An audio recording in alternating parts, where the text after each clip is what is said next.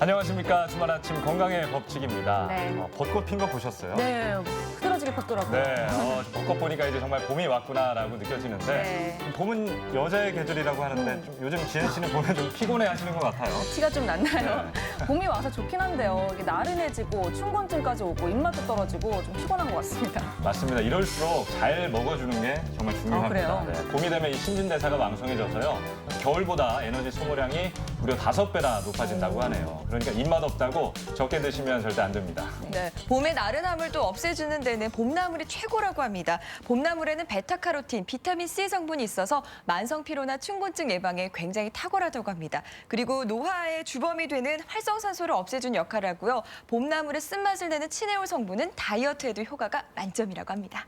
하지만 이 봄나물을 잘못 먹었다가는 식중독에 걸릴 수 있다고 합니다. 두릅이나 달래순 등은요, 독성분이 있어서 반드시 데쳐 먹어야 한다고 하고요. 네. 이 도시 하천 주변에서 자라는 봄나물은요, 이 농약이나 중금속에 오염됐을 가능성이 높으니까 주의를 하셔야 한다고 합니다. 네, 그리고 알려드리는 김에 팁을 하나 조금 더 드리자면요. 요리하실 때 소금 대신에 들깨가루나 식초를 첨가하면요. 봄나물 본연의 맛과 향을 더 느낄 수가 있다고 합니다. 오늘도 저희는 먹는 얘기로 건강의 밥상 문을 네. 여는데요. 네. 박은호 리포터, 오늘 네. 이번 주는 어떤 거 준비하셨나요? 네, 그렇습니다. 여기에 계신 분들은 물론이고요. 나른한 봄 날씨에 춘곤증으로 고생하는 분들 많이 계시죠? 그래서 오늘의 건강밥상을 준비했습니다. 흔히 사람들에게 많이 필요한 것은 자연 속에 있는 그대로 존재한다고 하는데요. 오늘의 주인공도 지천에 널려 있습니다. 하지만 그 효과는 감히 산삼을 능가한다고 하는데요. 오늘의 건강밥상 바로 소개해드릴게요. 청정 지역의 지대라고 알려진 경주시 산내면. 그 높은 고산지대에서 숨쉬고 있다는 오늘의 주인공들을 만나기 위해 달려가고 왔습니다. 자연이 주는 아름다움이란 이런 것일까요? 해발 500m를 올라가야 하는 두려움도 잠시 맑게 흐르는 졸졸졸 물소리에 발걸음마저 멈춰섰답니다. 마음까지 시원해지네요. 정말 요즘 같아서는요, 이렇게 기온도 쑥쑥 오르고 낮이 되면 또 나른하게 낮잠도 오는 거 보니까 봄이 오긴 왔나 봅니다. 저는 이렇게 봄을 느끼고 있는데 산과 들에 있는 봄나물들도 어떻게 또 봄이 온 걸 알고 쑥쑥 올라오고 있다고 하거든요. 봄 향기 가득한 봄나물과 함께하는 건강밥상 만나러 지금 출발합니다. 봄나물 기대됩니다. 좋죠. 네, 봄나물을 캔다는 건 일종의 봄맞이 세례와 같은 일인데요. 저기 자연의 보물들을 캐는 여인들의 모습들이 너무나도 활기차 보입니다. 오늘의 건강밥상 봄의 향연을 느끼기에 충분할 겁니다. 그해 봄 쑥과 냉이를 먹다 그 향기에 지금 바로 취해보시죠. 향이 여기까지 전해지는 거네요. 그렇죠? 안녕하세요. 안녕하세요. 아니 지금 여기가 어딘가요? 제가 지금 꽤 높이 올라온 것 같아요. 굽이굽이 길을 따라가지고 다 같이 모여가지고 뭐 이렇게 좋은 걸 보물같이 이렇게 조심스럽게 패진 않네요. 아 냉이구나. 시원하게 캐시네요. 네. 야생에서 자라는 냉이는 바람에 씨가 저절로 날아가 심어져서 더욱 생명력이 강하다고 합니다. 피잖아요. 그러게요. 이미 많이 커가지고 이거는 이제 작년 이렇게나 조심스럽게 다들 보물같이 패시는데 이거 네. 뭐 해 먹는다고 이렇게 열심히 하시는 거예요? 국도 끓여 먹고요. 네. 김치도 해 먹고 네. 뭐 이것저것 다 해 먹습니다. 나물, 뭐 겉절이 예, 다 나오고 겉절이, 있어요. 부침개 뭐 이런 거 저런 거 다 해 먹어요. 저는 냉이 된장국 되게 좋아하거든요. 예. 그 된장에 냉이 향이 퍼지면 정말로 땅 느낌 나잖아요. 맞- 겨울 얼었던 땅이 녹는. 네. 그래요. 이게 흙냄새랑 섞인 게 아니고요. 네. 이거 자체 냄새가 정말 강하게 나네요. 많이 파는 보이지도 않게. 네, 야생에서 자란 냉이는 향을 먹는다는 말이 있듯이 진한 향의 매력이 가득했답니다. 3년 묵은 쑥을 먹고 7년 된 병을 고쳤다 하여 의초라고 불리고 단오가 되면 지붕에 얹고 그물로 목욕을 하여 악기를 없애는 의식에 사용되었던 것. 마늘 당근과 함께 성인병 예방하는 3대 식품으로 꼽히는 쑥입니다. 한국이 고향인 나생이 또는 나순개라고 불리는 냉이는 채소 중 단백질 함량이 가장 높은 식품인데요. 중보사님 경제에는 냉이는 성질이 따뜻하여 오장을 이롭게 한다 했으며 생리 포도리붓은 코피가 자주 나는 사람에게 효능을 나타내며 비타민 A, 식이섬유, 칼슘 또한 풍부한 영양소를 가지며 양리 효과가 높은 건강식품으로 분류됩니다. 뿌리 채소인 냉이는 뿌리에 세포들이 나오는 성분이 모여 있어 스스로 자기 자신을 보호할 줄 아는 기특한 채소고요. 반대로 쑥은 잎을 먹는 채소인데 쑥은 아침이나 저녁쯤 서늘할 때 캐며 비온 후엔 하루나 이틀 지난 후에 채취하는 것이 좋다고 합니다. 또 냉이는 꽃이 피면 질겨지므로 막 자라나는 어린 것이 부드럽게 먹기 좋다고 합니다.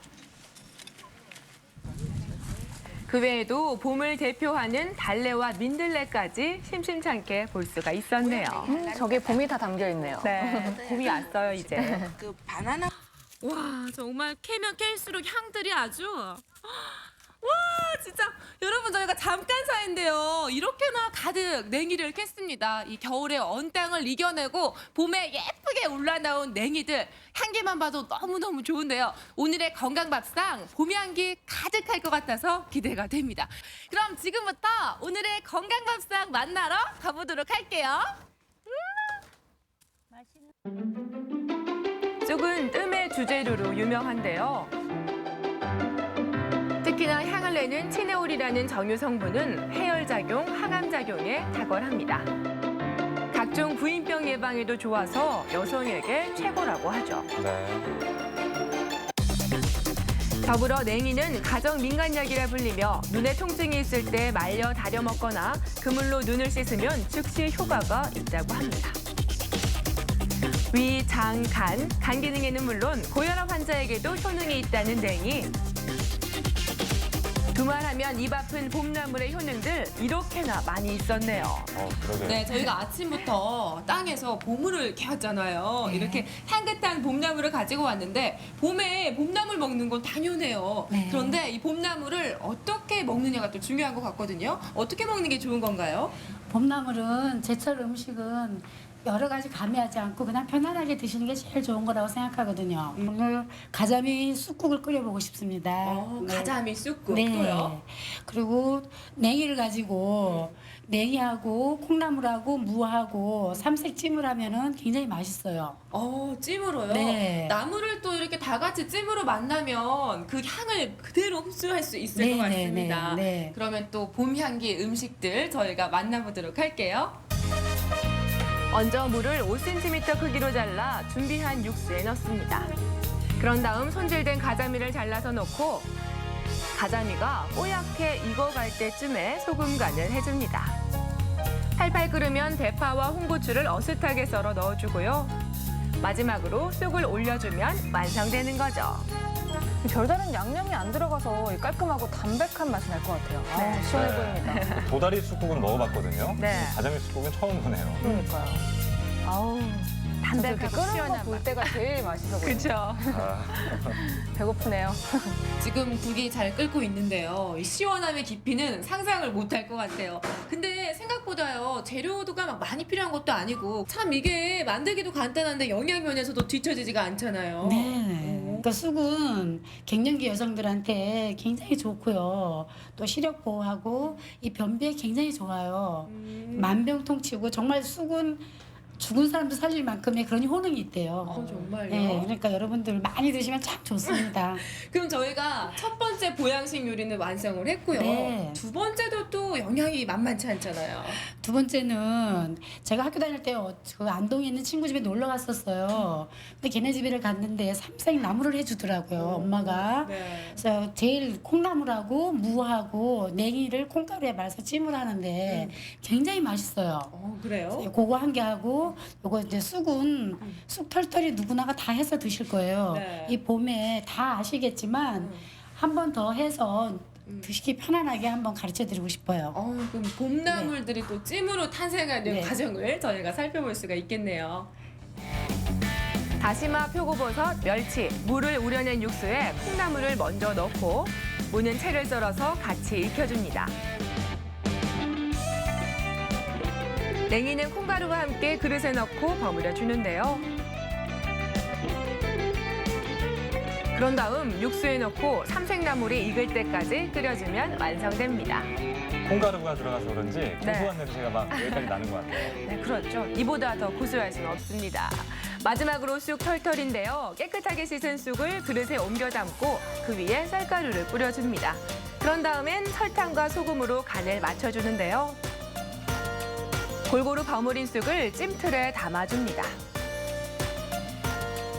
그 후 보슬보슬하게 익을 때까지 한 소끔 쪄내주면 완성되는 거죠. 마치 들판 위에 쌓인 눈 같아요. 아, 그렇죠. 눈이 하얗게 그러니까요. 내렸네요. 정성이 참 많이 들어가네요. 네.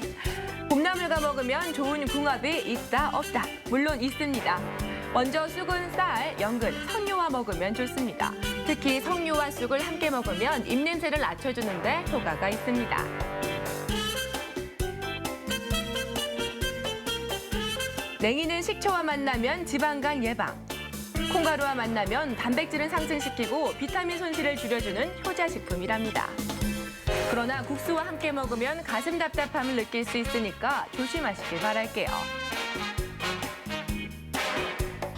와, 정말요. 제가 봄이 왔구나 하는 거를 새삼 한 번 더 깨닫게 됩니다. 지금 가득히 봄 향기가 퍼져 있어요. 지금 건강밥상이 왕성이 됐는데 제가 뭐부터 먹어보면 될까요? 쑥 털털이 네. 요거부터 드셔보실래요? 네네, 좀 궁금하긴 해요. 그렇죠. 어떤 맛일지. 이거 맛보세요. 진짜 쑥의 맛이 날 것 같아요. 야, 저게 크네요. 손으로 들어가겠죠? 바로. 네. 크기가 꽤 싸주시네요. 크죠?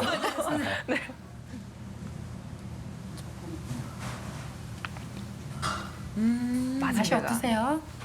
그 쑥에 있잖아요. 약간 쌉싸름하면서도 되게 고소한 맛 있잖아요. 그게 일단 확 가득 퍼지고요. 보통 뭐 떡이나 이런 걸로 해 먹는 거하고는 비교할 수가 없어요. 그냥 쑥을 있는 그대로 최대한 먹는 느낌이거든요. 그리고 질기지도 않아요. 되게 부드럽고 달콤한 말도 섞이니까 맛있네요. 이거 먹고 나면 떡 못 먹겠어요. 선생님 봄 같지요? 진짜요. 향기가 가득 나요.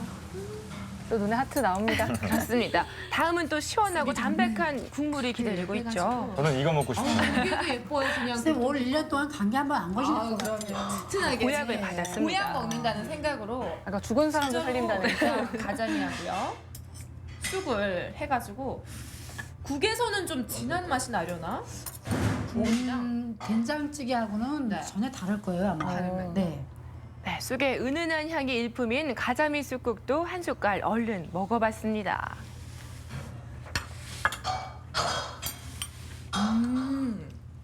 진짜 겨울 같아요. 그 쑥이 좀 뭉클이고 있는 맛이. 무슨 맛인가요? 생각해요.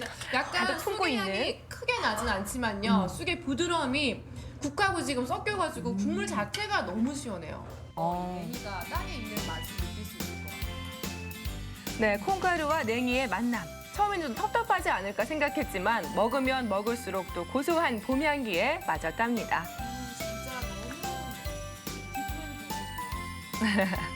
깊은 향을 느낄 수가 있었어요.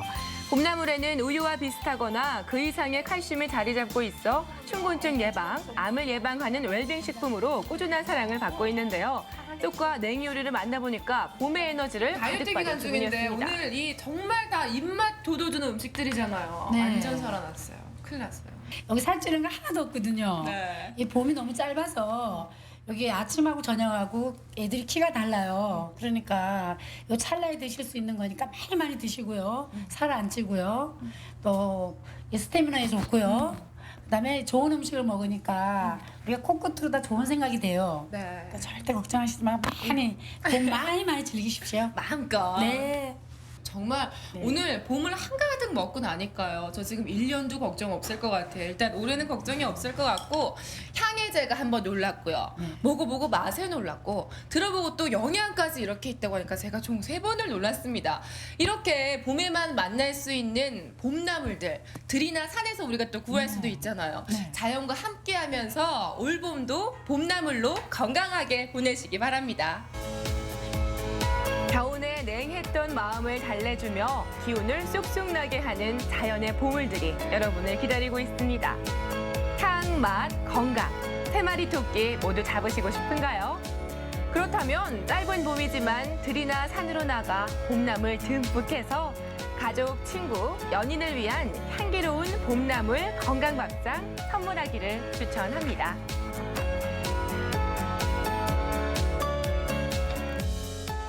오늘 건홍 씨 얼굴이 좀 화사하다 그러니까요. 싶은데 왜 그런지 봤더니 봄을 드시고 오셔서 그런 거군요. 네. 쑥 보니까 단군 신화에 나오는 호랑이하고 곰이 생각납니다. 맞아요. 네. 근데 호랑이는 그 쑥 먹다가 포기를 했잖아요. 이 요리를 해서 줬으면 좀 끝까지 갔지 않았을까. 신화 내용이 바뀌지 네. 않았을까 생각이 네, 듭니다. 그런 생각을 해봅니다. 전 냉이 나왔었잖아요. 냉이가 이 뿌리채 먹는 건데 보니까 네. 이게 땅 속에 딱 박혀 있더라고요. 네. 이거 캐는데 어렵진 않았어요? 아, 그렇습니다. 저도 처음에는 호미질이 서툴어서요. 냉이의 뿌리를 제대로 지켜주지 못했는데요. 네. 계속 하다 보니까 제가 산삼을 캐는 신만이의 마음으로 열심히 캤답니다. 네, 저도 이번 주말에 냉이 한번 캐러 가야겠다는 생각이 들고요. 저는 또 콩가루 냉이 삼색찜이었죠. 이게 네. 보기에도 참 맛있어 보였지만 저는 고추장을 같이 비벼서 먹으면 정말 맛있지 않았을까. 제가 상상을 막 하게 되네요. 유지은 아나운서가 정말 맛을 볼 줄 아시는 거예요. 네. 그렇습니다. 참 보면요. 봄나물 같은 경우에는 음식으로 먹기만 해도 약이 되지만요. 향을 맡기만 해도 기운을 북돋아 준다고 합니다. 네, 오늘의 건강밥상 쑥과 냉이 정말 그 향도 일품이고 자연이 준 보물이 아닐까 싶습니다. 네. 박은홍 리포터 오늘 잘 봤습니다.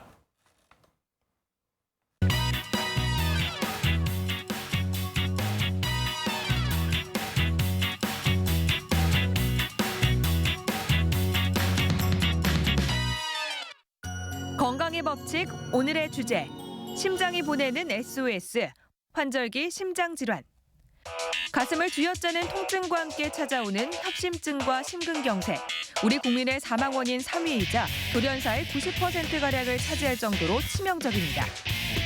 흔히 겨울에 증상이 악화되는 것으로 알려졌지만 실제로는 겨울이 끝나는 3월에 큰 증가율을 보입니다. 날씨가 풀리며 갑자기 무리한 운동을 하는 것이 원인인데요. 관리를 소홀히 하면 치명적인 결과가 빚어질 수 있어 증상 발생 시 적절한 치료가 얼마나 빨리 이루어지는가가 가장 중요합니다. 소리 없이 다가와 생명을 앗아가는 무서운 질환. 환절기 심장질환 대처법. 김영준 심장내과 전문의로부터 들어봅니다. 네, 이번 순서는 생생클리닉 시간입니다. 봄은 만물이 소생하는 계절이라고 하죠. 네. 그런데 건강적인 측면으로는 그리 녹록한 계절이 아니라고 합니다.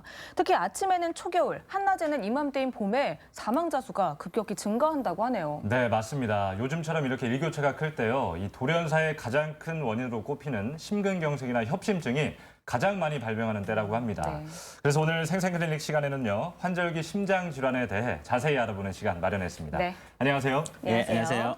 이 얼마 전에 갑작스럽게 사망해서 큰 충격을 안겨줬던 연극 배우 강태기 씨의 사인이 이 협심증으로 인한 심근경색이었다고 하는데요. 이 협심증하고 심근경색 정확히 어떤 질환인가요? 네, 협심증이란 심장에 피를 공급하는 혈관이 여러 요인으로 인해서 좁아져서 통증이 생기는 질환이 되겠습니다. 심장을 쪼은다고 해서 우리가 협심증이라고 이제 표현을 하는데요. 심근경색 같은 경우에는 이 혈관이 완전히 막혀서 혈액이 통과되지 않아서 심장 근육이 괴사가 일어나는 것이 심근경색입니다. 급성 심근경색은 아주 무서운 질환인데요. 급성 심근경색이 발생하게 되면 병원에 도착하기 전에 사망률이 30에서 40%로 되고 병원에 도착해서 우리가 적극적으로 치료한다 하더라도 사망률이 10%를 이르는 아주 무서운 질환이 나겠습니다. 이 병원에 도착하기도 전에 40%가 사망에 그러니까요. 이른다니까 참 무서운 병인 것 같은데요. 이 심근경색 같은 이 관상동맥 질환은 계절적으로 좀 차이가 있다고 들었습니다. 특히 요즘 같은 환절기에 한겨울보다 더 위험하다고 제가 좀 들었거든요. 어떻습니까? 예, 그 일반적으로 뇌경색이라든지 뭐 심근경색 같은 뭐 심뇌혈관 질환은 나이가 추워지면 발생이 증가됩니다. 그래서 가을에서부터 증가되기 시작해서 겨울이 되면 최고점으로 올라가게 되고요. 하지만 이제 지금처럼 이제 환절기 같으면 뭐 아침에도 여전히 겨울처럼 기온이 떨어져 있습니다. 그래서 네. 더 위험하거든요. 환자분들이 좀 이제 방심을 하는 겁니다. 따뜻하다고 좀 방심을 하는데 구체적으로 설명드리면 새벽에 우리가 찬 공기에 노출하게 되면 몸에 있는 혈관은 수축이 일어납니다. 수축이 나면 혈압이 올라가게 되고 혈압이 올라가게 되면 좀 더 이제 혈관에 압력이 많이 가해져야 됩니다. 그러다 보니까 이제 혈관에 동맥경화가 있던 그런 혈관 부분이 터지게 돼서 혈관에 막히게 되면 심근경색, 뇌경색 같은 혈관 사고들이 이렇게 잘 발생하게 되는 네. 것입니다. 또 보면 협심증 환자 10명 중 9명이 50대 이상이라고 들었습니다. 이렇게 중년에 흔한 이유가 따로 있을까요? 예, 뭐 우리가 협심증 같은 이제 심뇌 혈관계 질환의 주범은 혈관의 찌꺼기라고 이야기를 하잖아요. 이게 이제 바로 동맥경화거든요. 이 동맥경화증이라는 것은 우리가 이제 사춘기 때부터 점점 증가되기 시작합니다. 그래서 나이가 들면서 이제 노화 과정으로 이제 사춘기 때 시작해서 점점 노화 과정으로 증가를 됩니다. 그래서 남자 같은 경우는 45 이상 되면 이제 그리고 여자 같은 경우는 폐경 이후에 55세 이상이 되면 이제 질병이 심혈관 질병이 더 많이 발생하게 되는 것입니다. 네. 이 모든 병은 원인을 알면 또 예방을 할 수 있지 않습니까? 그쵸. 뭐 협심증이나 이 심근경색 같은 병이 걸리는 원인이 어떤 게 있습니까? 네, 우리가 고콜레스테롤 혈증이라고 잘 알려져 있는 고지혈증이라든지 뭐 네. 고혈압이라든지 당뇨병 그리고 이제 가족력 그리고 이제 흡연 그리고 비만 등이 이제 그 원인이 되었고요. 최근에 이제 이런 이제 위험 인자들하고 심혈관계 질환하고 해서 사망률을 비교하는 이제 데이터를 보면 흡연을 한 경우에는 이런 심혈관계 사망률이 한 1.8배 정도, 고혈압 같은 경우에는 한 3배 정도 되고 네. 고지혈증 같은 건 4배나 됩니다.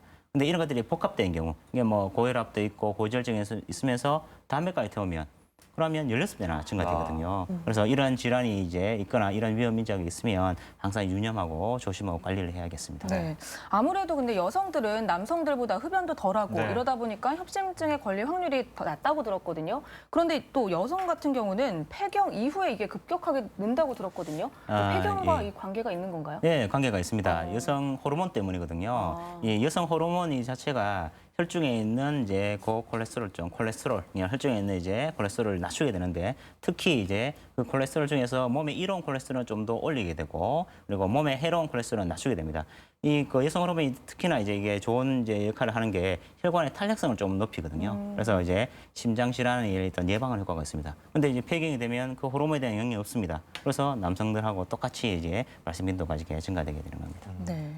우리 한 번쯤은 가슴이 답답하거나 뭐 쥐어짜는 듯한 통증을 많이 느끼게 되는데요. 사실 별일 아니겠지 하고 그냥 넘기는 경우가 많거든요. 그런데 이것이 돌연사도 부르고 또 굉장한 심근경색까지도 일으킬 수 있다고 하니까 또 한 번 심장이 덜컥하게 되는 네, 것 같습니다. 네, 그렇습니다. 그래서 이런 중증 질환 같은 경우에는 주요 증상을 잘 알고 있는 것이 큰 도움이 되는데요. 뭐 특별한 병력이 있었던 것도 아니고 이상 증세가 있었던 것도 아닌데 갑자기 찾아온 가슴 통증으로 병원을 찾았다가 급성 심근경색 진단을 받은 환자분이 있어서 만나뵙고 왔습니다. 환자 이야기 들어보시죠. 돌연사 원인의 대부분을 차지하는 심혈관 질환. 우리나라 남성들의 주요 사망 원인 상위권을 차지할 정도로 발병률이 높습니다. 올해 60대의 남성도 얼마 전 급성 흉통으로 갑자기 통증을 호소하며 응급실로 실려온 경우입니다. 가슴이 아리하면서 뼈가 답답하면서 막 어깨 죽지도 아프고 하여튼 막 이래 비틀으면 아주 이상하게 기분 나쁘게 정상이 아니라 자꾸 내가 생각해봐도 이거는 순간순간 가면 갈수록 자꾸 이게 가슴이 더 아프니까 그래가 작업을 벗고 이제 병원을 가봐야 되겠다 하고 외출을 갈아입는 도중에 식은땀이 쫙 나면서 사람이 착 깔아져 버려요. 힘이 하나도 없어요. 막 맥이 탁 풀려버더라고. 환자 와서 흉통이 심해서 처음에 심전도 찍고 보니까 심전도상에서 급성 심근경색이 의심되었고 관상동맥 조연술을 바로 시행했고 관상동맥 조연술 상에서 우측 관상동맥이 아주 심하게 막혔는 급성 심근경색에 완전 꽉 막힌 소견이 있었습니다. 그래서 그 부위를 우리가 스텐트 삽입을 해서 철사를 넣어서 그물망을 넣어서 그걸 펼치는 그런 관상동맥 성형술 스텐트 삽입술을 시행했습니다. 일단 심근경색이 확인되면 최대한 빨리 막힌 혈관을 뚫어줘야 하는데요. 그래서 심근경색의 경우 6시간을 데드타임으로 설정하고 있습니다. 발병 6시간 내에 병원을 방문해 시술이 되어야 좋은 효과를 볼 수 있기 때문이죠. 시간이 늦을수록 불리하며 1시간이 늦을 때마다 사망률이 1%씩 증가합니다. 따라서 최대한 빨리 진단을 하고 시술을 받는 것이 가장 중요합니다.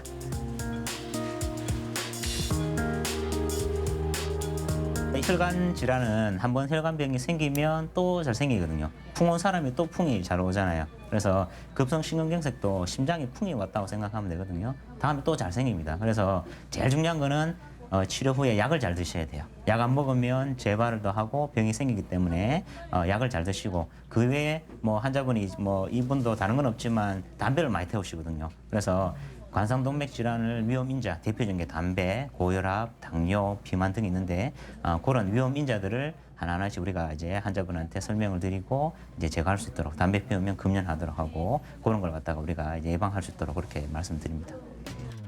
사람은 누구나 노화의 과정을 거치게 됩니다. 하지만 노화의 정도와 결과는 개인마다 다릅니다. 즉 자신이 몸을 얼마나 잘 관리하느냐에 따라 완전히 다른 노화의 결과를 얻게 되죠. 자연의 변화를 거스를 순 없어도 잘 준비하고 지혜롭게 대처한다면 환절기 심혈관 질환 위험도 무난히 넘길 수 있을 겁니다.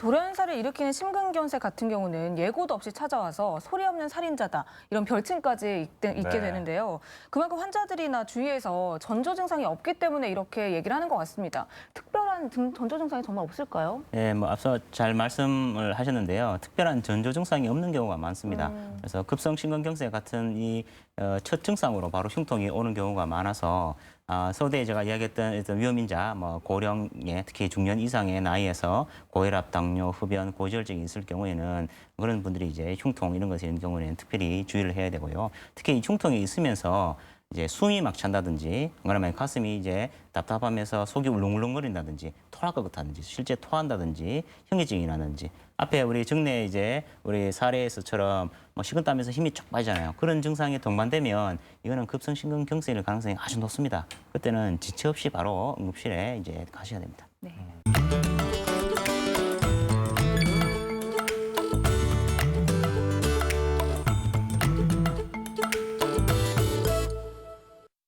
네, 전조 증상도 없고 갑자기 나타나는 만큼 이 증상이 나타나게 되면 이게 협심증인지 심근경색인지 알아차리기 힘들 것 같은데요. 혹시나 협심증을 의심할 만한 그런 특징적인 요인이 있을까요? 예, 뭐 협심증 경우에는 보통 이제 가슴 한가운데가 쥐어짜듯이 아프고 왼쪽 어깨나 등 쪽으로 이렇게 이제 방사되는 뻗쳐게 아프게 되고요. 대부분 처음에 시작할 때는 이제 좀 심한 운동을 할 때 가슴이 아프다가 그 다음에는 이제 가벼운 운동에도 가슴이 아프고 그 위에 쉬면은 또 싹 풀리는 게 특징입니다. 뭐 우리나라 언어가 이제 아주 이제 다양하게 표현하는 것처럼 흉통을 표현하는 이제 증상이 환자마다 많이 틀리긴 한데요.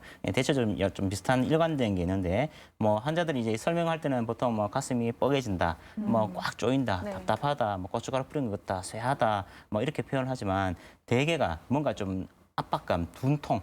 둔한 그런 느낌이 많습니다. 뭐 칼로 콕콕 찌른다든지 뭐 이제 바늘로 콕콕 찌르는 나른한 통증은 아닌 경우가 많습니다. 네, 그런데 가슴 통증이 좀 있다고 해서 모든 환자가 이런 심장 질환을 앓고 있는 건 아닐 겁니다. 그쵸. 저도 가끔 가슴 통증이 있거든요. 다른 이유 때문에 가슴이 아픈 경우도 있죠. 예, 한 40% 정도는 이제 심장 때문에 이제 심장과 관련해서 통증이 있고요. 나머지 한 60% 정도는 심장 이외의 원인으로 오는데 제일 이제 우리 많은 것이 역류성 식도염이나 그런 위궤양 같은 식도나 위장관 문제가 제일 많습니다. 많고 그 다음에 많은 것이 바로 우리 흉부에 생기는 담들이 다는 거, 이제 그다음에 갈비뼈나 이런 쪽에 이제 뭐 염증이 있거나 뭐 골절이 있거나, 그다음에 이제 폐렴이 생기거나 또는 이제 허파에 바람이 드는 기흉 같은 이런 폐 질환이 그 다음으로 많고요. 그 외에 이제 우리가 대상포진 하는 것은 피부에 이제 흉부 쪽에 발진이 생기면서 이제 생기는 그런 통증이 생기는 대상포진. 또 우리 신경성으로도 오거든요. 우리가 신경을 바짝 쓰면은 뭐 소화도 잘 안 되고 뭐 가슴 답답하잖아요. 네. 그러니까 신경 예민하신 분들, 특히 이제 공황장애 같으신 분들은 이제 가슴이 답답하면서 통증이 오는 경우도 있겠습니다. 협심증이 가슴을 쥐어짜는 듯한 통증이 있다고 말씀해 주셨는데요. 그런데 문제는 평소에 아무런 증상이 없었는데 건강검진을 통해서 이렇게 또 발병을 하는 분들을 확인하는 경우도 있거든요. 이런 경우는 어떤 경우인가요? 뭐 협심증은 대부분 증상이 이제 호소를 하거든요. 네. 증상이 있지만 일부 소수에서는 증상 없이도 이제 생기는 경우가 있습니다. 이런 경우는 우리가 이제 무통성 협심증 또는 이제 무통성 허혈성 심질환이라고 하는데요. 하지만 이제 이런 이제 경우에도 일반 우리 협심증과 마찬가지로 심혈관 사고의 위험이 높고 또 심부전으로 이제 발전할 수 있는 가능성이 높기 때문에 반드시 전문의의 진료를 받아야겠습니다. 보통 1, 2분 차이로도 생명이 좌지우지되는 만큼 그야말로 응급처치가 정말 중요할 것 같은데요. 만약에 내 주변인이나 가족들에게 이런 환자가 발생했다. 이러면 어떻게 대처를 하는 게 가장 좋을까요? 예, 급성 심근경색 경우는 발생 초기가 아주 중요한데요. 발생 초기에 악성 부정맥이 생겨서 돌연사할 수 있습니다. 그래서 심한 흉통이 30분 이상 지속이 되면 바로 뭐 지체하지 말고 응급실에 가야 되는데 만약에 그런 통증이 생기게 되면 움직이지 마십시오. 움직이지 마시고 도움을 청하고 뭐 가족이 이제 보호자가 환자를 뭐 데리고 이렇게 가면 안 됩니다. 우리 119 전화해서 구급차로 이렇게 이동하는 게 좋고요. 혹시 이제 혀 밑에 있는 응급약 같은 이제 니트로그라이신이라고 하는데 그런 것이 있으면 그걸 복용하고 오시면 좋습니다. 보통 보면 이제 체한 걸로 뭐 오인해서 막 바늘로 손가락 막 딴다든지 안 그러면 이제 우리 민간요법 그런 이제 뭐 그 검증되지 않은 그런 약들을 갖다 먹어서 시간을 허비하는 경우가 많거든요. 절대 그러시면 안 됩니다. 이제 병원에 이제 1시간 이내에 오는 게 제일 좋고요. 늦어도 6시간 이내는 와야지만 우리가 심장이 이제 근육이 괴사되는 것을 막을 수 있습니다.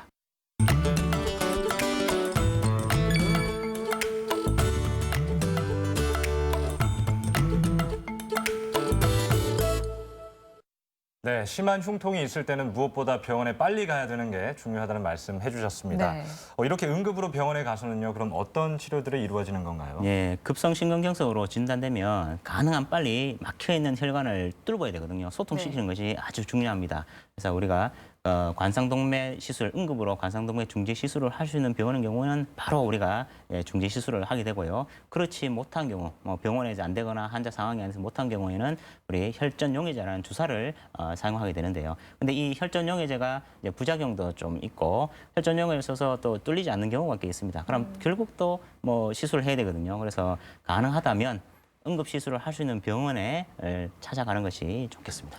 혈전 용해제 부작용 얘기해 주셨는데 구체적으로 어떤 부작용인가요? 예, 혈전 용해제 하는 거는 이제 혈전으로 꽉 막혀 있는 이런 혈관을 뚫어야 되기 때문에 아주 강력합니다. 하기 때문에 부작용도 있는데요. 그 부작용이 바로 출혈입니다. 심근경색은 피딱지가 엉키는 거잖아요. 네. 혈전은 놓고잖아요. 그러면 이제 출혈이 이제 반대로 이를 엉키는 걸 갖다 풀어야 되기 때문에 출혈이 생길 수 있습니다. 그래서 이 혈전 용해제를 쓸 때 우리가 이제 뭐 간단한 어떤 출혈, 잇몸 출혈 같은 거는 별 문제가 안 되는데 쓰다 보면 뇌출혈이라든지 안 그러면 내장 출혈이 생길 수 있거든요. 그러면 아주 위험하게 되고 그래서 우리가 이제 환자가 왔을 때 과거의 병력이 이제 뇌출혈의 병력이 있거나 또 나이가 너무 많으시다든지 최근에 뭐 수술을 받았다든지 안 그러면 위궤양이 심하게 있었다는 같은 경우는 이게 혈전 용해제의 상대적인 금기증이 되겠습니다. 만약에 치료가 늦어질 경우에는 후유증이나 위험도도 굉장히 높다는 얘기인 것 같은데요. 그렇다면 후유증에는 뭐 어떤 게 있을까요? 예, 뭐 급성심근경색으로 이제 심장이 괴사된다 했잖아요. 네. 보통 30분입니다. 손가락을 우리가 고무줄을 꽁꽁 묶게 되면 피가 안 통하잖아요. 네. 그러면 이제 썩게 됩니다. 마찬가지로 심장 근육이 썩게 되면 심장이 제대로 기능을 못 하게 되겠죠. 그게 이제 심장 기능이 뭡니까? 펌핑해서 우리 몸속에 피를 갖다가 보내는 건데 그게 잘 안 되는 거예요. 그러니까 심부전이 생길 수 있습니다. 대표적인 게 숨이 차는 심근경색 후에 심부전 생기는 게 대표적인 경우고 그다음에 많은 것이 괴사가 일어나면 우리가 이제 심장은 정기적인 자극으로서 이렇게 내려오는데 괴사가 일어나면 제대로 안 내려오고 돌아갑니다. 그래서 부정맥이 잘 생길 수 있어요. 뭐 양성 부정맥 별 괜찮은 부정맥도 있지만 악성 부정맥 뭐 목숨을 일으킬 수 있는 뭐 이럴 수 있는 그런 악성 부정맥도 이렇게 합병증으로 생길 수 있습니다. 네, 그렇다면 의심돼서 병원을 찾았다면요, 어떤 방법으로 진단이 이루어지나요? 예, 협심증 이제 그 환자가 오게 되면 뭐 흉통 환자가 오게 되면 제일 먼저 우리가 증상을 봅니다. 증상이 어떤지 환자의 병력을 전체해서 이런 병력 어떻게 왔다 이런 걸 세심하게 우리가 주의 깊게 들어봐서 한 80%, 70% 대부분 알 수 있습니다. 네. 경험적으로 이제 그렇게 해서 의심되는 환자들은 우리가 병원에서 심전도를 한다든지 심장 초음파, 운동부와 심전도 검사한다든지 뭐 최근에 CT 그렇게 검사를 하고요. 뭐 확진 검사는 이제 관상동 조연수를 하는데 그래서 제가 CT를 조금 강조하고 싶은데 최근에 이제 뭐 이제 의학 기술이 장비가 워낙에 발전해서 CT가 있는데 과거에는 심장이 막 뛰기 때문에 CT를 촬영을 잘 못했는데 최근에는 워낙에 이제 기술이 좋아져서 3차원으로 심장 혈관을 다 볼 수 있습니다. 그래서 병이 있는지 없는지를 95% 이상 우리가 정확하게 알 수 있고 편하게 이렇게 진단할 때까지 이게 기술이 발전했습니다. 네. 그러면은 협심증이나 심근경색 같은 경우에는 치료가 또 어떻게 이루어지는지도 궁금하거든요. 예, 그 뭐 일반적인 우리 치료와 마찬가지로 협심증도 일단 약물 치료를 먼저 하거든요. 약에는 뭐 아스피린 우리 잘 얘기 들어봤잖아요. 네. 이제 항혈소판제 아스피린을 갖다가 쓰고 그다음에 이제 심장이 부담을 좀 줄여야 되니까 부담을 줄이는 약제들 우리 베타 차단제라고 이야기를 하는데 그런 약제들 또 심장의 혈관을 확장시키는 아까 혀 밑에 넣는다 했잖아요. 네네. 그런 유사한 성분이 있습니다. 그래서 심장의 혈관 확장하는 약이거든요. 그래서 혈관 확장할 수 있는 그런 약을 갖다 쓰고 이런 약을 쓰면 또 대부분 환자들도 괜찮습니다. 그러면 이제 그대로 이제 우리가 약을 갖다가 이제 치료하시는데 그렇게 하다가 보면 또 증상이 좀 호전이 안 되고 또 자꾸 이제 생기는 경우가 있습니다. 그런 경우에 우리가 심장 시술 또는 수술을 하게 되는데요. 그게 바로 관상동맥 중재 시술이 되겠습니다. 그래서 관상동맥 중재 시술이라는 것은 이제 뭐 심장혈관, 관상동맥이 좁아지거나 막힌 거를 뚫거나 넓히는 거거든요. 네. 그래서 구체적으로 이야기하면 특수한 우리의 카테터 있습니다. 그걸 갖다가 심장 입구에 위치해서 특수한 풍선이 있거든요. 풍선을 해서 막힌 혈관을 착 넓히고 또 막힌 혈관을 넓히면 조금 미흡하니까 이제 금속 그물망 스텐트 가는 거 있습니다. 그걸 갖다가 삽입해서 혈관을 지지를 해가지고 더 재발하지 않도록 하고 최근에 또 기술이 더 발전해서 이 스텐트에 약물이 묻혀져 있습니다. 그래서 약물 방출 스텐트라 해서 재발률을 5%까지 획기적으로 그러면 95%는 괜찮은 거예요. 5%까지 낮추는 이제 그 정도까지 이렇게 시술이 이르렀습니다. 네. 약물 치료나 시술 말씀해 주셨는데요. 네. 환자의 상태가 좀 많이 심각한 경우에 이 수술도 좀 불가피할 것 맞아요. 같습니다. 어떻습니까? 예, 그렇습니다. 병변이 너무나 광범위하거나 또는 환자 자체가 심장 기능이 너무나 약하거나든지 또는 이제 병변 부위가 이제 기시 부위에 있는 거. 기시 부위 하는 거는 이제 우리가 나무로 얘기하면 뿌리 부분이 있죠, 그죠? 네. 심장 혈관도 처음에 기시 부위 뿌리에서 시작부터 쫙 퍼져 나가는데 딱 기시 부위 처음 시작 나무로 하면 뿌리 부분에 병이 있으면 시술 자체가 좀 위험할 수 있어서 우리가 수술을 하게 됩니다. 그 수술이 바로 관상동맥 우회로술인데요. 말 그대로 우회하는 거거든요. 그러니까 이제 병변이 있으면 병변을 우회할 수 있는 새로운 혈관을 만드는 거예요. 우리 몸에 있는 다리 쪽에 있는 정맥이라든지 이제 흉부에 있는 내유동맥을 갖다 떼가지고 병변이 있으면 병변 위에 대동맥에서 병변 밑으로 이렇게 새로운 길을 만들어주는 그걸 가지고 관상동맥 우회로술이 되겠습니다. 이 갑자기 생기는 무서운 질환인 만큼 예방이 참 중요할 것 같다는 생각이 들었는데요. 아까 전에 스탠드로 그 혈관 넓혀주신다는 얘기를 하셨는데 그렇다면 이 위험 요소가 있는 분들은 좀 미리 넣어놔도 좋지 않을까요? 아니요, 뭐 그렇지는 않습니다. 아, 그래요? 뭐 아무리 의학이 발달하고 뭐 장비가 좋다고 해도 우리 몸, 우리 혈관을 완전히 뭐 100% 대신할 수 있는 거는 없거든요. 그래서 이런 이 아까 5% 내가 재발률을 이야기했지만 네네. 뭐 아무리 이제 좋은 스텐트를 넣고 약을 쓰고 관리를 잘해도 5에서 한 10% 정도는 다시 또 막힙니다. 그래서 우리가 기준을 딱 정했는데 증상이 있거나 또는 혈관이 75% 이상 막힌 경우에만 스텐트를 삽입하게 되는 것입니다. 네. 혹시 약물은 좀 어떤가요? 뭐 그 증상이 없어도 미리미리 복용을 하면 예방이 조금 될 것 같기도 한데. 역시 마찬가지인데요. 아무리 좋은 약들도 좋은 점도 있지만 당연히 다 부작용이 있습니다. 그렇죠. 그래서 증상이 없으면 약을 먹을 필요가 없어요. 없고 이제 증상이 없더라도 그런데 아까 이제 서두에 제가 이야기했는 질환 중에 무통성 협심증 기억나시죠? 네네. 그래서 증상은 없지만 협심증이 지나가는 무통성 허혈성 심질환 같은 게 있거나 아니면 위험 인자들 고혈압이라든지 고지혈증 이런 위험 인자들이 많이 동반되고 있는 경우에는 이제 우리가 환자를 약을 복용을 하는데요. 시중에 보면 환자들이 그냥 환자들 일반 사람들이 아스피린을 그냥 비타민처럼 막 드시고 이런 경우가 많습니다. 맞아요. 예. 근데 그것도 그렇게 하시면 안 되거든요. 건강한 사람은 먹을 필요가 없습니다. 이 아스피린을 먹으면 1%가 출혈 위험이 있어요. 오히려 위장관 출혈하고 나중에 낭패를 보거든요. 종종 그렇게 병원에도 오십니다. 그래서 아스피린 같은 경우에도 일반적인 건강한 사람은 드시지 마시고 진짜 심혈관 질환 위험 인자들, 나이가 있고 고혈압, 당뇨, 고지혈증, 흡연, 비만 이런 거 있을 때 임의로 먹지 말고 전문의와 상의해서 그렇게 약을 드시면 되겠습니다. 마지막으로요. 이 생활 속에서 우리 심장의 건강을 지킬 수 있는 수칙이 있다면 몇 가지 알려주세요. 예, 제가 그 일상생활에서 이제 주의할 점 한 6가지를 말씀드리겠습니다. 첫 번째, 이제 적절한 이제 식이 습관을 기르십시오. 60보다는 이제 채식 위주의 식사가 좋으시고, 그러고 이제 싱겁게 드시는 게 좋습니다. 두 번째, 규칙적으로 운동을 하십시오. 이제 근력 운동보다는 이제 가벼운 등산이라든지 조깅 같은 것이 더 좋고, 이제 유산소 운동 이런 것들이 좋습니다. 세 번째, 적절하게 체중을 갖다 유지해야 됩니다. 비만은 진짜 혈관 대사 질환의 악이거든요. 그래서 비만을 되지 않도록 적절하게 체중을 조절하시고요. 네 번째, 반드시 금연을 하십시오. 특히 이제 고혈압이라든지 당뇨라든지 이런 질환이 있는 경우에는 반드시 담배를 끊으셔야 됩니다. 다섯 번째, 스트레스가 있으면 이걸 풀어야 됩니다. 스트레스가 과다하게 오랫동안 장기간에 노출이 되면 우리 몸의 자율신경 밸런스가 깨어져서 심장에 안 좋은 영향을 미칩니다. 그래서 스트레스 있으면 바로바로 해소하시고요. 마지막으로 여섯 번째, 고혈압이라든지 당뇨라든지 고지혈증 같은 이런 병이 있으면 이를 적극적으로 치료하고 관리를 해야겠습니다. 네. 협심증과 심근경색, 이 돌연사의 80에서 90%를 차지하고요. 5분에서 10분에서 사이에서도 왔다 갔다 할 수 있다고 네. 하니까요. 정말 중증 질환이 아닐 수 없습니다. 아무리 좋은 약과 치료법이 있다고 하더라도요. 예방만큼 좋은 게 없겠죠? 꼭 맞습니다. 기억하시기 바랍니다. 네, 오늘 김영준 심장내과 전문의 모시고요. 심혈관 질환에 대해서 자세히 이야기 나눠봤습니다. 감사합니다. 네, 감사합니다. 건강의 법칙 이제 마칠 시간입니다. 네. 요즘 어른보다 아이들이 더 바쁜 것 같아요. 맞아요. 그래서 가족들이 드런드런 모여서 식사할 시간도 참 부족한 것 같습니다. 네. 그런데요, 가족들과 규칙적으로 식사를 하는 것이 청소년들의 정신 건강에 아주 좋다고 네. 합니다.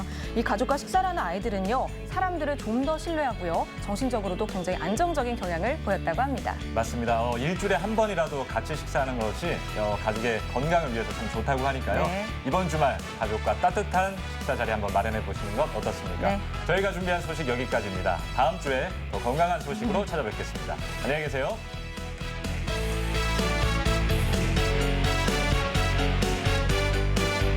이 프로그램에 참여하신 분들께는 삼양제넥스에서 올리고당 교환권을, 영남뜰 오리에서 오리고기 세트를 드립니다.